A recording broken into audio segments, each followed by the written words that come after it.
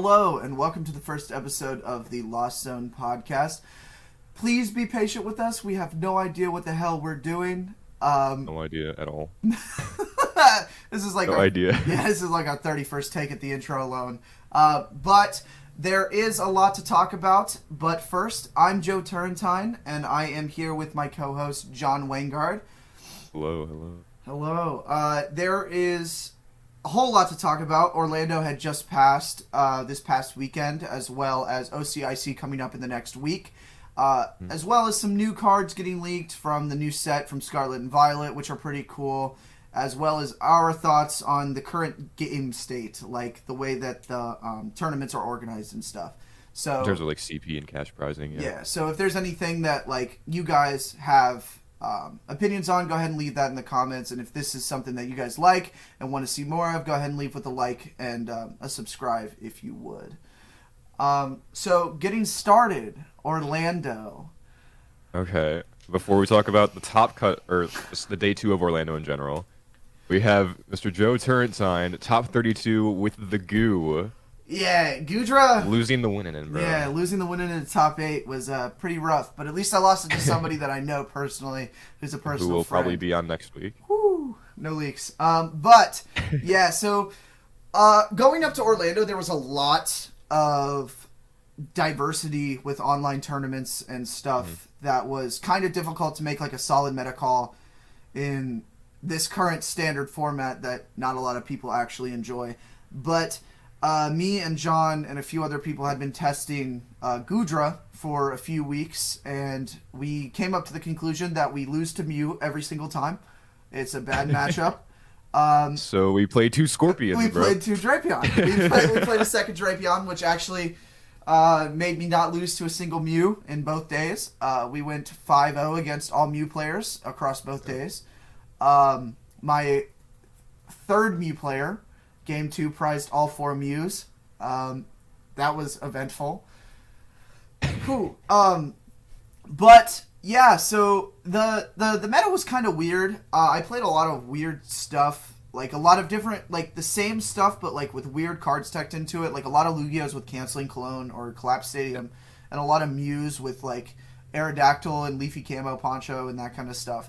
So it was very, very diverse when it came to like the actual meta. So playing Goodra just felt like a very smart pick because even no matter what, Goodra's going to do the same thing over and over again. So it's like I either win or lose, and I ended up doing pretty well. Round 15, me and Cal Connor were on winning in for top 8, and we played it out, and I got absolutely bodied. I lost so badly, but to be in that position was really nice, and I felt like it was a great improvement over the last couple performances I had at events. No, for sure. But enough about me. More on to the top 8 of the event. There were A lot of Lugia, There were bro. 6 Lugia out of the 8 decks. We're top back 8. into Lugia meta days. Yeah. Lugia is consistent. It's a problem. Maybe, I don't know. It's not a problem. No, though. it's not. It is the most counterable top tier deck I've ever seen. I'm not gonna lie. It is very. It's super counterable, but it's got like really large consistency, so it just can continue to top in the same retrospect as other decks. Yeah. But Like, Lugia counters were not present at this tournament really at no. all. The only one that was Ian Robb. If he got top 8, he won the fucking yeah, like, for sure. yeah. If Ian Robb top 8'd, I literally talked to him about that. He's like, my top 8 was so stacked, there was like no bird keeper in top 8, so it was free. And he bubbled out, unfortunately, but yeah, the 2 other decks that weren't Lugia builds were Mew Aerodactyl with Camo Poncho. Yep, and Nick playing Moffat. Yep, Nick Moffat playing Lost Box Ray. So, with what we've seen at this event, what do you think going forward for like OCIC is probably a good pick with with so much Lugia in top 8? I mean, Lugia is always going to be present. Obviously, it's just Lugia. Yeah. But like, we're probably just going to see Birdkeeper go back in again. It's a big ass circle of Birdkeeper or not, and Espeon or not, and it's kind of been that way for a while now. Like, this tournament was the Lugia meta again, and Yeah. then heading into Toronto, we saw a lot more Birdkeeper, Espeon, all that stuff, and the Lugia counters kind of died out, and Yeah. then they came back again. So OCIC kind of expecting the same thing to happen, of like Box and Palkia to come back, and Lugia's to try and tech for it. Yeah, I think Palkia is probably going to make a bigger resurgence at OCIC just because Yeah. Ian did so well with it, and the tech of the Crabominable is able to take Crab down... was so sick, dude. Yeah, the Crab is so cool. It's able to take down the matchup of Goodra, which was like pretty much an auto loss without it, because Palkia just Well, doesn't have it beats Goodra if Goodra doesn't play Choice Belts. Yes, But- which I did. Played 2 Choice Belts. We did play 2 choice belts. But there is... I think that for OCIC, it's probably just gonna be about the same, just like you said, with just more like counters to counters. It's just kind of how the circle goes. Until Scarlet and Violet comes out, it's just gonna kind of be the same thing for every event in Circle. Yeah. Like I wouldn't expect six Lugias to top 8 OCIC. No. I wouldn't expect it, but I expect like... I'd be surprised if there was 4. Yeah, I'd be surprised if there was 4. I'd say like maximum like 3, maybe max 4. But to see 6 Lugia in top 8 is kind of crazy for sure. I mean, you've seen it before. Yeah, we have. I do think there was a few very cool decks that came out of Orlando. Like I don't know if you saw top 16's list. The let me pull that up. Actually, there was a control deck that. Yeah, Byron. Yeah, Byron's control deck. If you're a homeowner in Ohio and you're still paying It was for your the 2 electricity- Gormandized list. Yeah. Yeah. This body's Lugia. With the Calyrex, I'd never even seen that card before. Oh yeah, the baby Calyrex. Yeah, Yeah. No, Byron didn't play the Calyrex. I had never. No, not. I played Byron. Oh. I'm talking about. Manuel. Yeah, Manuel It Soda. was Manuel. Yeah. Manuel's Ditto Calyrex thing. Yeah, he ran a With the dredge up Sandile. Sandile. Yeah. Sandile's so sick, bro. Yeah. That's what I was saying. Is like there was a lot of cool stuff that came out of this list. I mean, out of this event. Like this ran a Jinx with Luring Dance, the Sandile, the Calyrex from Crown Zenith. This Crown Zenith. Yeah. Yeah, I had no idea what that. King's card did. Instructions. Search Yeah. deck for 2 item cards, or just 2 cards. 2 cards to in put your them in hand. your hand. Yeah, that's Yeah. really good. That's solid. Yeah. Yeah. And then we had like Ian Robb's top 16. We had Isaiah Williams, who I played actually round 14. We tied. We've tied game 1. It was like a 50-minute long game 1. Yeah, it was kind of nuts. I didn't even hear about this. Yeah, we played 50-minute game 1, and then time got called, and I had 2 cards left in deck, and I was turned 1. So I drew, passed, and we tied. And like nobody got by the skin of your teeth, bro. Yeah, I was gonna lose for sure. Yeah. But yeah, we had that Cinchino Ditto control, which was cool. More Mew, a lot of the same stuff in day 2. We had an E-turn. Shout out Orion Sutherland. We've got Moist Crew. Yep, the Moist Star crew. We had in day 2 we had a Wheezing Crobat. I don't know if you saw that or not. I did. Yeah. Yeah, that was kind of cool. A good amount of Vicavolts.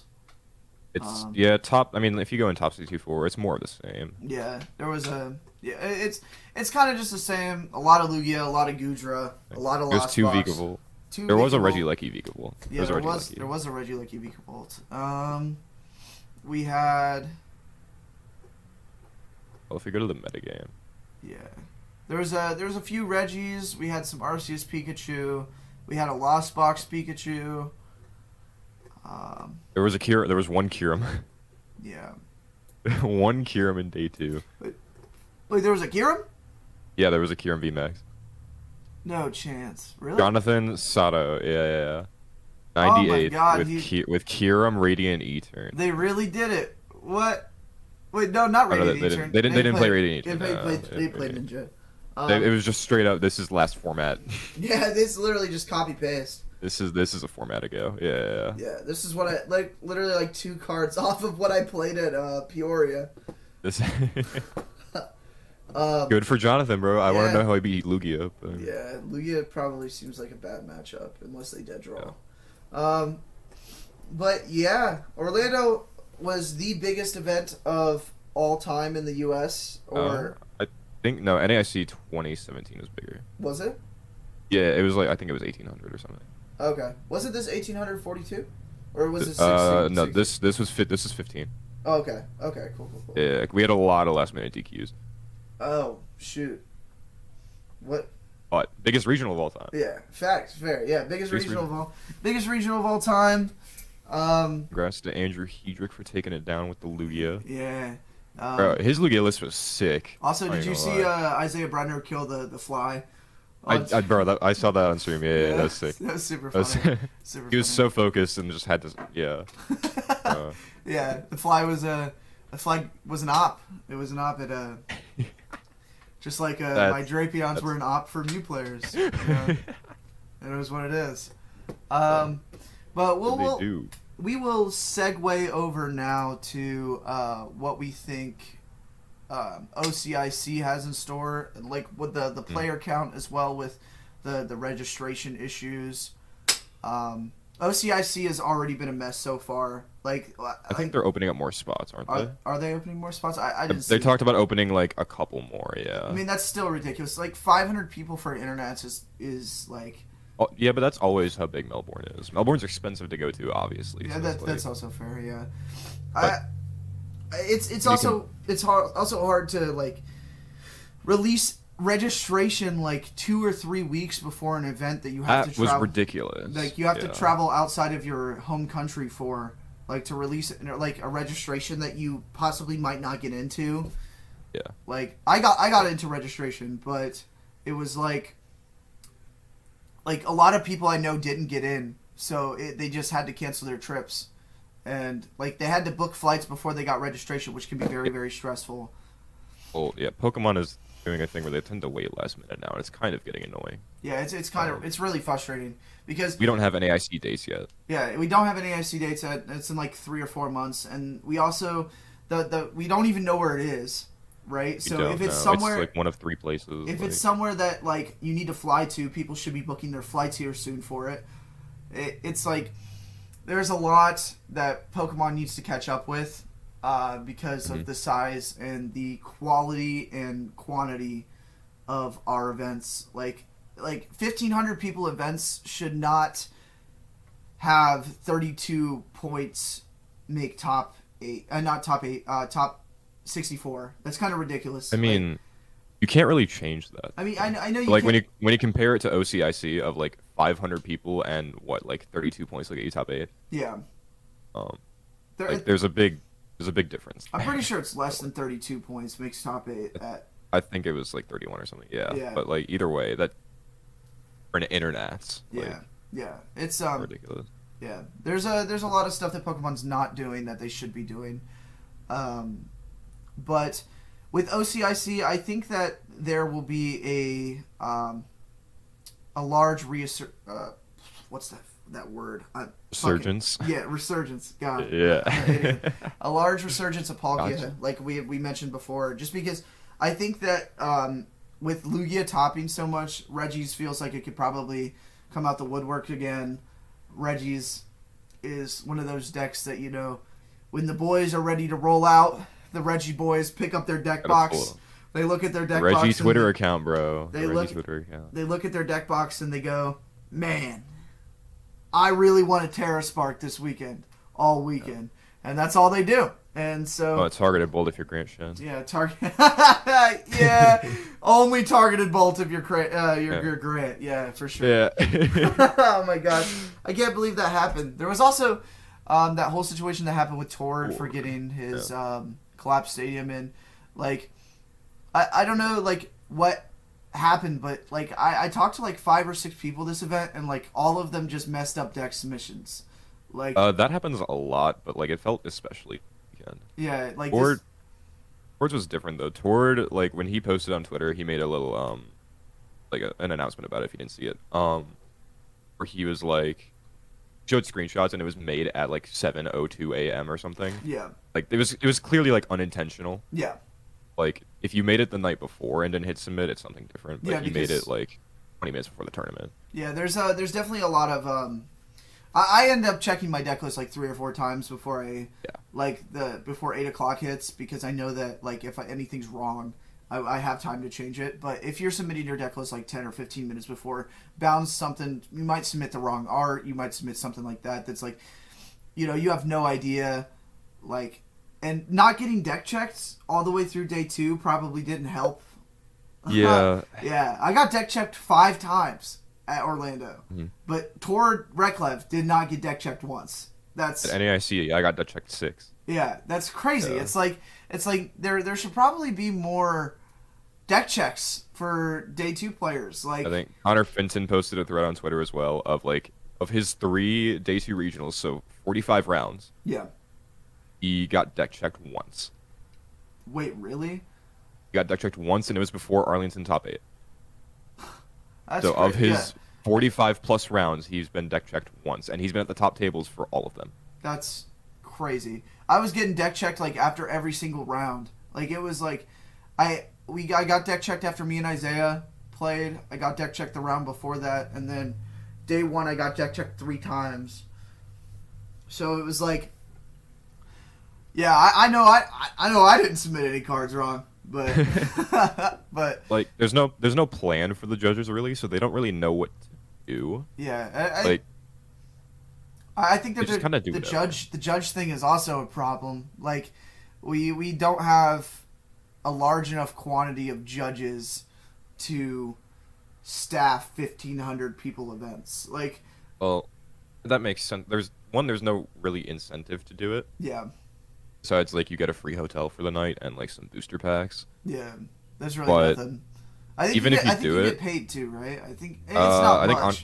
on guard did, yeah, a little bit. It's not much. No, but like, there's no plan for them. Yeah. Once you go there, they kind of just do whatever. They tell you to just kind of walk around. That's what my Yeah. backstory. My parents worked Arlington for the first time, and when they got in, they were just told to aimlessly walk around. At first, my dad was in charge of, guiding people into the center, and then like my stepmom worked like the stream. So it was like they literally had no idea what they were doing, and they put my stepmother on the stream. So it was like they were very desperate for people to help them, and like Well, oh, go ahead. it's cool. I just think for like large events, like not having proper judges makes it to where a lot of unfairities can happen. Like Yeah.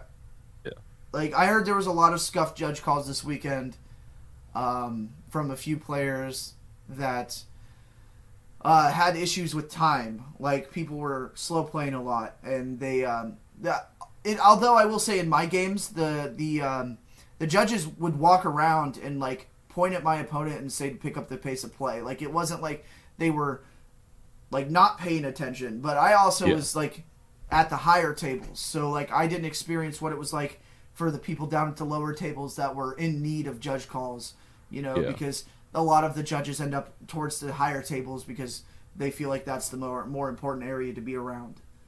I mean, they're not wrong. I mean, but, yeah, I agree, but I but also when you have 20 judges on one side and 2 on another, it's and very, there's 1,500 people to monitor, it's like, it's very it's very ridiculous. problematic. It Yeah. can cause a lot of different issues with consistency at the events, because there's not a lot of consistency. I saw Kieran Wagner post something on Twitter about the problem isn't that like there aren't enough judges. The problem is that there isn't enough consistency among the judges to make events flows flow regularly, at every event. Like some events will be better than other events, which is kind of problematic when you think about it, because you can go to an event and do perfectly fine, and then the next event you go to get screwed over by judge calls because there are, I wouldn't say incompetent, that's a bad word, but I would say that there are less skilled judges coming into the game now. Like there's a lot of new judges that weren't around for a long time, which is completely okay, but they don't understand like a lot of the little things that come into like when it comes to the card games that the players understand, or like it's hard to grasp like a large tournament of the size of Orlando, especially if like it's one of your first one or two events judging. So like, well, I know On Guard, it was his first event judging, and he was like feeling really pressured about it. yeah. So like I don't have anything against them. It's just like sometimes it will be inconsistent because people are newer to judging, like On Guard, for example, which I think is okay. I just I mean, we're always like, you're always welcome to try judging, but I feel like there should be like a training course or something. I know there's like a quiz. yeah, I know there's a quiz, but I don't know. That's not like in person, like testing it out. I feel like there should be like a military training course. Bro, they like... put you through Pokemon boot camp. Yeah, exactly. Yeah, nah. Sergeant, yeah. Sir, yes, sir. Yeah, Chris I will Fancy not going hard right now. I will not draw an extra card off Marnie, sir. No, but it's like I don't know. I think events are getting better, but I still think that the pricing and the point payout is ridiculous. Yeah. So if we're going by points, I've heard the argument a lot of just scrap points and go to placement finishes. I like that idea a lot. We were like that for a long time, and then Japan changed to it, and we switched ours for some reason to CP. CP is very pay to win, but it also rewards the top players a lot. Yeah, but I also feel like you could just do that with placements still, like you can reward like for example, like take Piper for example. She's won 2 regionals this year, right? Yeah. So, like still isn't ever invite. That doesn't make sense. Like Piper winning 2 regionals and not having a Worlds invite doesn't make sense. But yet, if we went based on placements, Piper would obviously be one of the top players this season. Yeah. You know what I mean? I feel like you should have to prove yourself more than one regional, though. Yeah, no, for sure. But, you know... If you win the event, probably yes. But, like, most people, if you just have the money, you can just spam, like, every event ever, get top 128, and make it. Yeah. So, and I feel like that shouldn't be earned. Yeah, I agree. I mean, I don't personally care how people get their Worlds invites. Like, if you get your Worlds invite, I feel like personally you earned it. Especially this season. Oh, man. Especially this season. Well, this is just regionals. If we had, like, League Cups and, like, challenges and stuff, you could do it, obviously, just from those. Yeah. But, like, I don't feel like that should be allowed either. I feel like you should have to do more than win, like, 20-person locals to go to the World Championships. Yeah. I agree to a certain extent. But I also think that, like, if you did, like, instead of taking, like, a best finish limit, like, of, like, 6 or whatever, and you did, like, a best placement limit, like, for example, and let's say the top 16 players of each quarter or whatever to get their stipends were, like, okay, so Piper has won 2 regionals, so she's up there at the top, and then they kind of just value, like, what each... Like, they set, like, a point value to, like, what each top, like, 1 point for, like, winning, for, like, I don't know, whatever. They set, like, a point value when it comes to stipends, right, for what each placement would be, and then tally up what your placements were, and then calculate who would be in, like, top 16 area.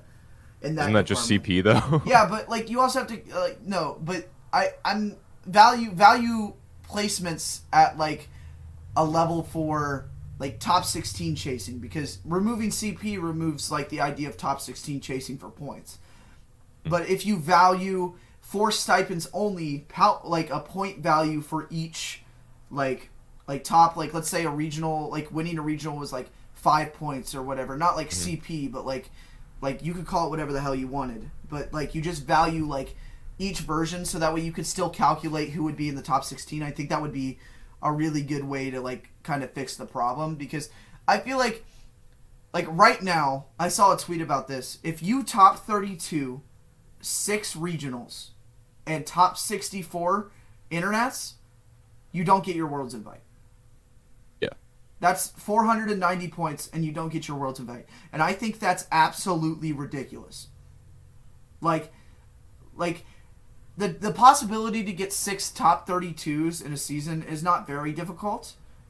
But for the average player who's going to try to get their Worlds invite, like by going to like 7 or 8 regionals, you have to realize that like out of 7 or 8 regionals, you have to have like an 80% conversion rate, if not higher, to do that. And like that's not possible all the time. Like, I feel like that's fine though. I feel like just getting a world invite should just reward the top players. but the way you're saying it is you want like a 13-person world championship where everybody goes and shakes hands. No. Everybody goes and shakes hands, grabs a beer, starts hanging out with their boys, and then, they play 3 rounds of Pokemon and go home. No, I'm not talking about like a fucking like hotel room like cubing session. a McDonald's League Cup tournament. Yeah, literally. I'm saying, I don't know. I don't hate CP the way it is, just because I think it does reward the top players for doing good. Obviously, like stipends is a really good idea, but it also just kind of rewards the money hungry people or the people who just have a shit ton of money. Yeah, for sure. Yeah, I don't know. It's a rough topic. It is a rough topic, but what isn't a rough topic is increasing monetary gain from these events. Well, let's talk about this. So you played 15 rounds of Pokemon. Okay.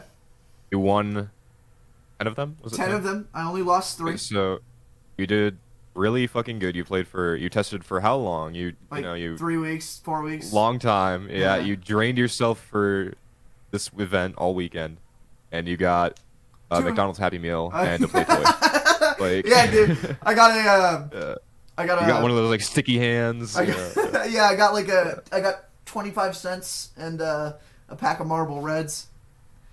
Yeah. But I did get I got $250, which from the long scheme of things, right, is better than the people that went the same record as me and bubbled into top 64. Okay, right? Yeah, but this is a big event. It is a huge event.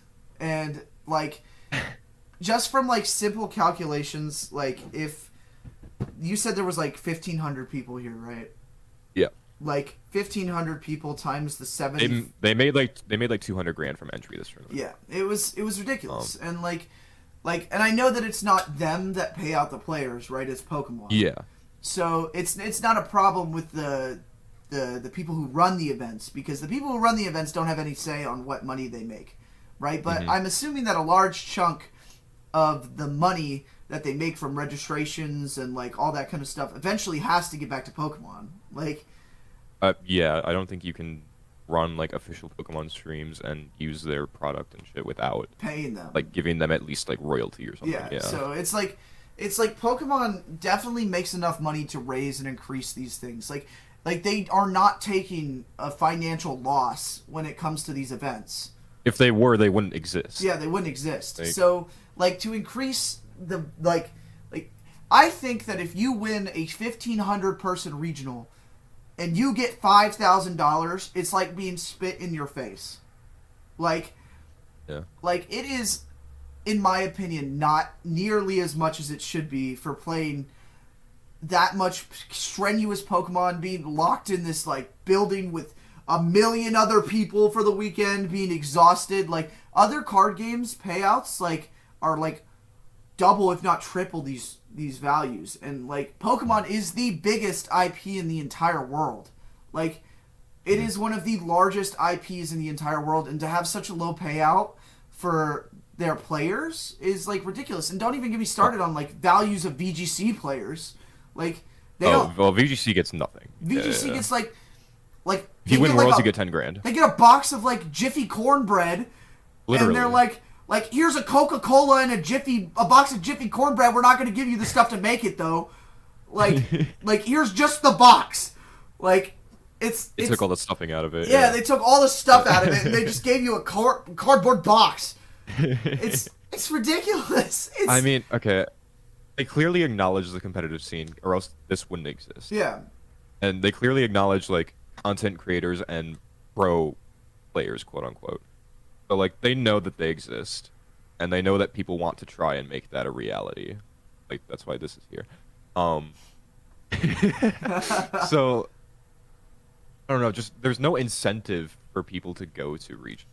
Like it's always a financial loss unless you are Azul Garcia Griego. Yeah, that is or like the other players, like Cal Connor, or like the people who like consistently make top 8s. I mean, like if you don't consistently make top 8s, like you are taking a financial loss at these events.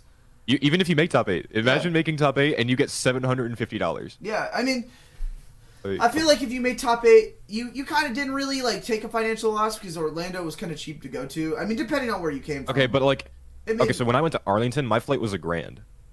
If I made top 8, like, you didn't. I still lose $250. Yeah, it's like, I mean, like, I don't think that every single tournament should be like a financial gain situation. Like, but I think there should be a reason to go to these things besides just like I love playing Pokemon. Yeah, I agree. I think that they're at the point where they're screwing top players over by not increasing the value because, like, whereas before top players like had to work half as hard as they do now.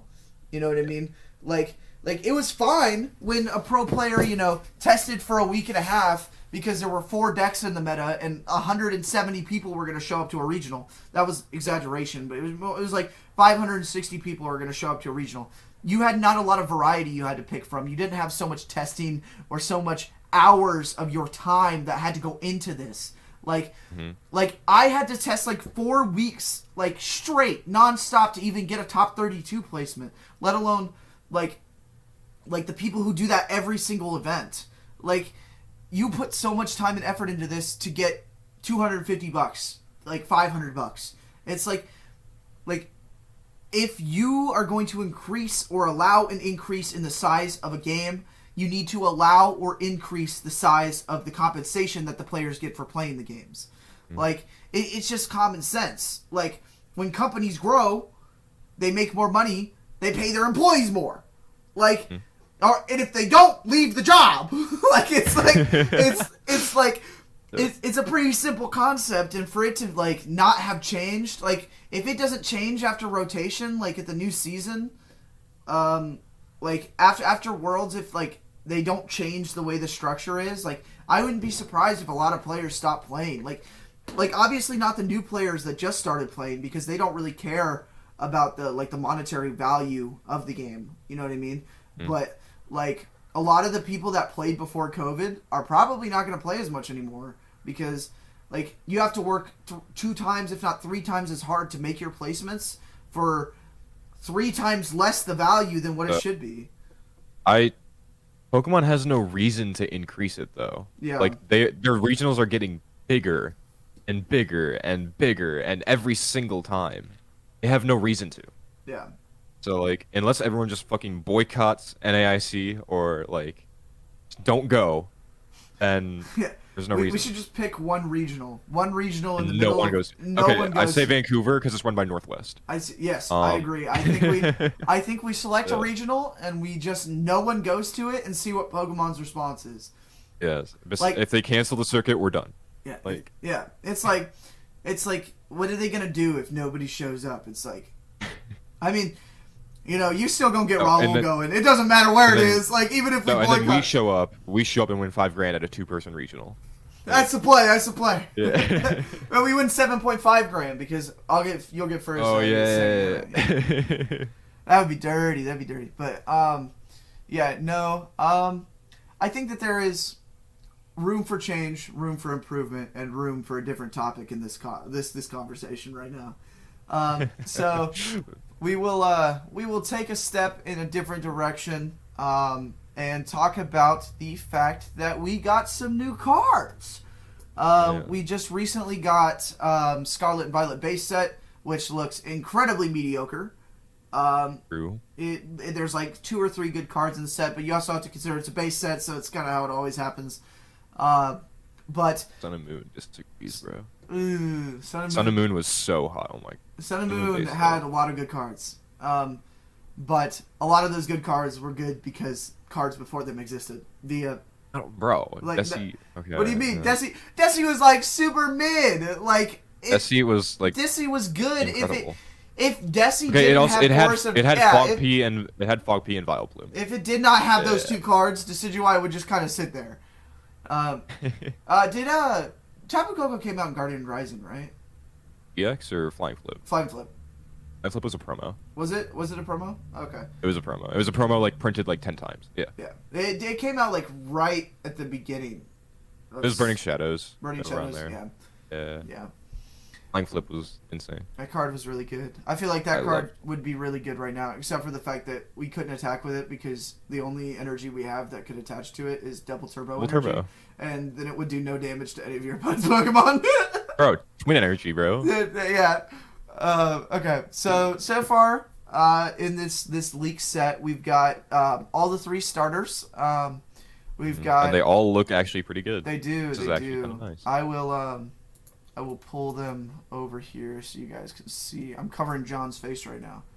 We got the scuff set up. Yeah, we do. We do got the scuff set up, but we got the Sprigatito, we got the Fuecoco, and we got the stupid duck that nobody likes. But by nobody, I mean specifically me. But but the basics don't really have anything to like look at other than Fuecoco, who has Coco having 90 90 HP, and the middle stage evolution having 110. Fuecoco having 90 HP and also being a little shopping cart dude is pretty cool. But we did get the EX forms of the new starters. So, as you can see here, we've got Meowscarada, I think that's how you pronounce it. I did not pick Meowscarada. Yeah, I did not pick that Pokemon. We got Magic Bouquet. What? I don't even Magic know. Bouquet? Okay. Bro. Okay. It says you may discard a grass energy from your hand in order to use this ability. Once during your turn, you may choose one of your opponent's bench Pokemon, put 3 damage counters on it. It seems like a kind of like a nerfed Decidueye.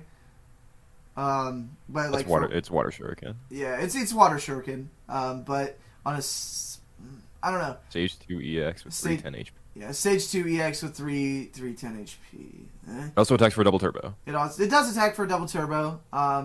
It's okay. I think it's pretty good. I think there's going to be a lot of cool stuff that comes out of this set, especially with like all of the starters, like the base starters attacking for 2 energy. But one better than Meowscarada. There is one way better. It's than the next Meowscarada. one. All Okay, right. first of all, before we get to that one, Oricorio. Okay, Oricorio. Okay, yeah. We've Yeah. got ability Passionate Dance. Once during your turn, heal 20 damage from your active evolution Pokemon. That's pretty good. Yeah, okay, so that's for the next one, Skeletor's EX. This card's fucking insane. This card is really good. We got the boy fight Coco here. Yeah. Right? And then- Shopping cart for Coco. For shopping cart play Coco. And then we got probably the best card that's been released from this set, in my opinion. We've got Skeletor GX. Skeletor. It's got Vitality Song, 50, heal 30 damage from each of your Pokemon, which is pretty good. And then Burning Voice for 270 damage for 2 fire energy. Energy. Which There is- you go. Ridiculous. Yes. This attack does 10 less damage for each damage counters on your Pokemon. So you can just go Magma Basin, Cerulege. The first attack You is mean Armor Rouge? Anti-Sableye. Armor Rouge. Is it Cerulege? Which one's the fire? They're That's both Armor fire. Rouge. It's Armor Rouge. They're both fire. It is Armor Rouge. The one with the like pot armor on it. Yeah, Yeah. so like Yeah, Armor it's Armor Rouge Rouge. is the same thing as Metal League's Bronzong, right? Yeah. Where you can move. No, the Metal Links was a discard. Oh, okay, so which the Bronzong that's currently in standard. Yeah, move energy. To Yeah, that. move your energy around. So basically, you can go like move your energy to Armor Rouge because it's a fire type Pokemon. Cheryl, heal all the damage. You can also play this with Steam Up Rapidash. You can also play it with the picnic basket. With the picnic basket. Damn. No, if you play Steam Up, you can Vitality Song, heal 30. That's Anti-Sableye. Yeah, this card's really, really good. It Yeah. has 340 HP. Yeah, 340 HP on a stage 2 that's only worth 2 prize cards that one-shots everything in format with a Steam Up. But Quaquaval is also pretty solid, too. We've also got the new Tauros, which... They're all bad. They're all bad. We got the stupid duck. They made the bad one. Gel up. If your opponent's active Pokemon tries to attack, your opponent flips a coin. If heads, that attack fails. That's pretty good. It's a pinch attack. You can use it. if It you is a need pinch to. attack, yeah. And then Quilava, or not Quilava, Lava. Quack,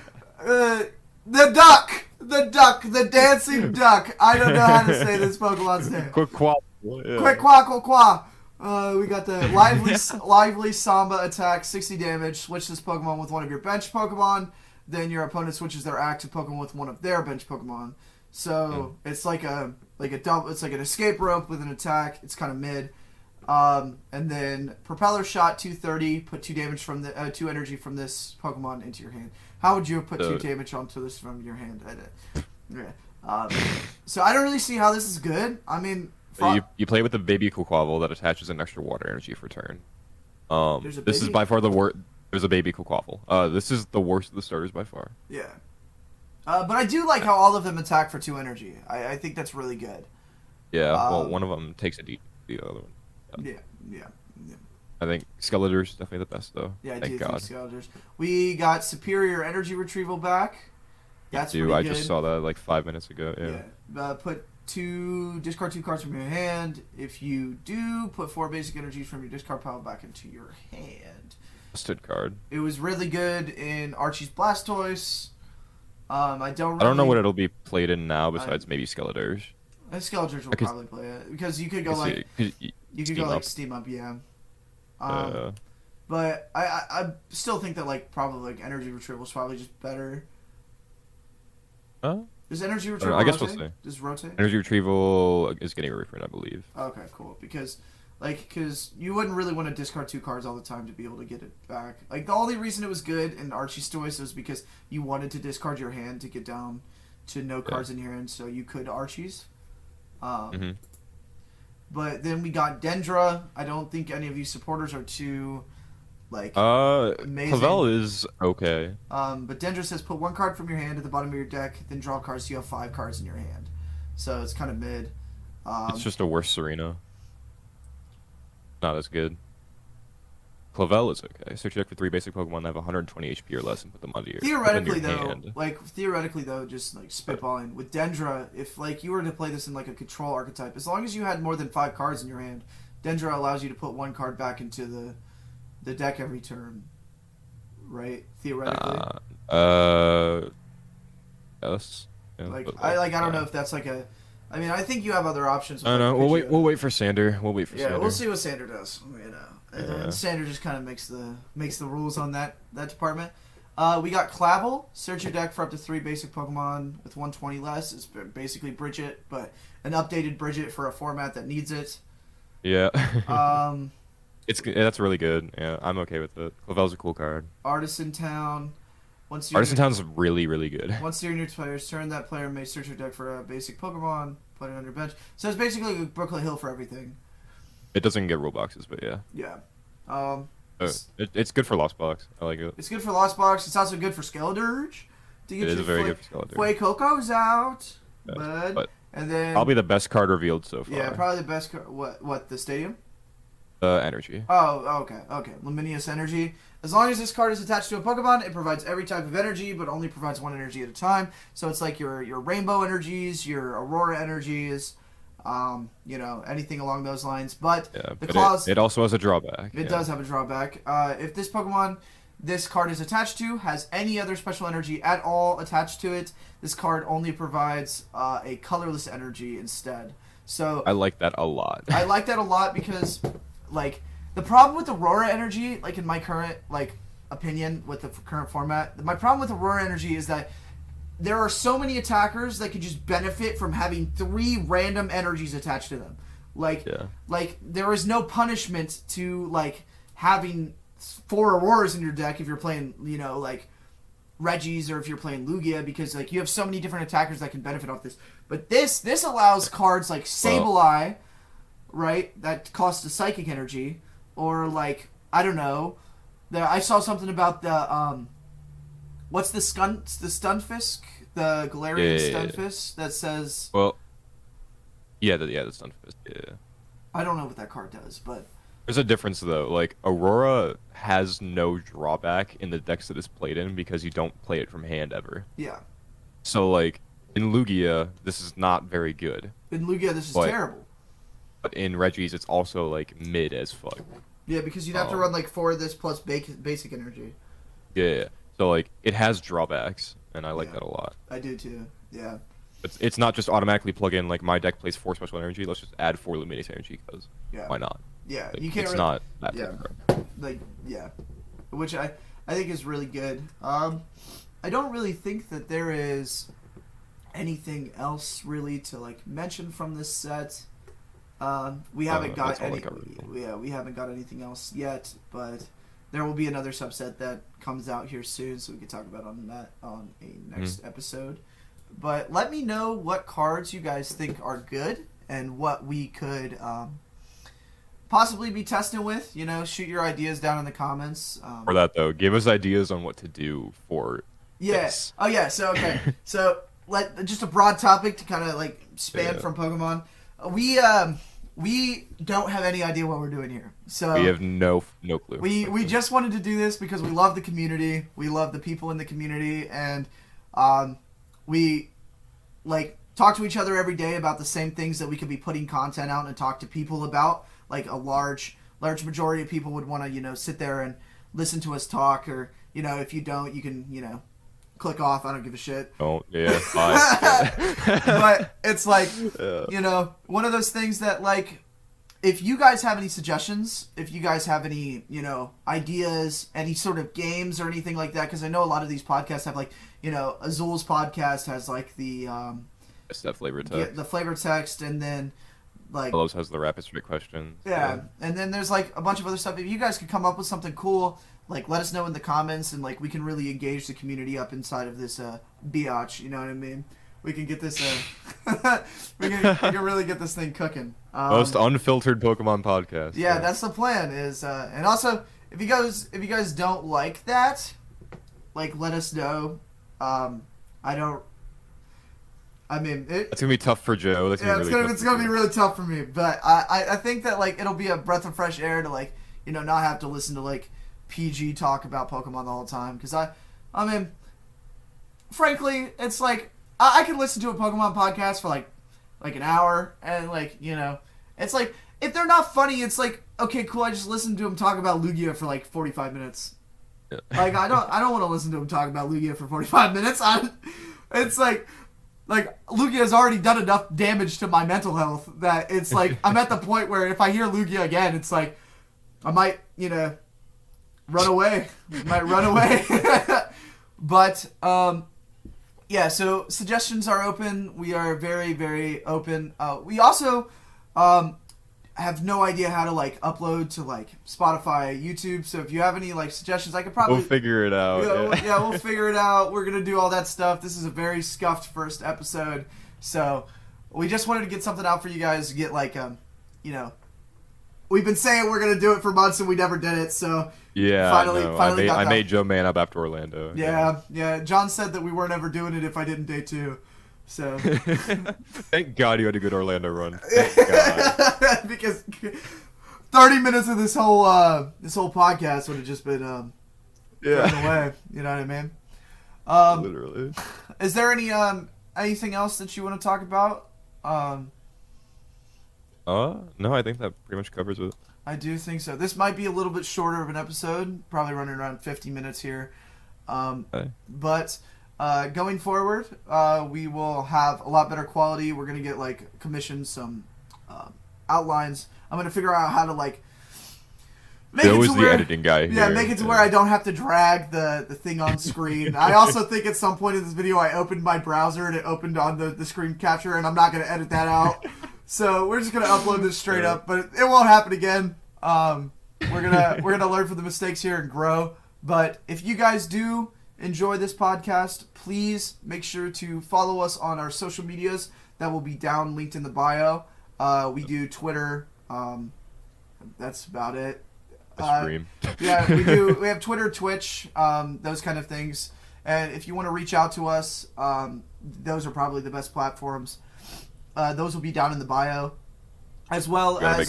Gotta make a company Twitter. Yeah, gotta make a company Twitter, as well as links to the Team Moistar channel, which we are both on, that you can reach down below.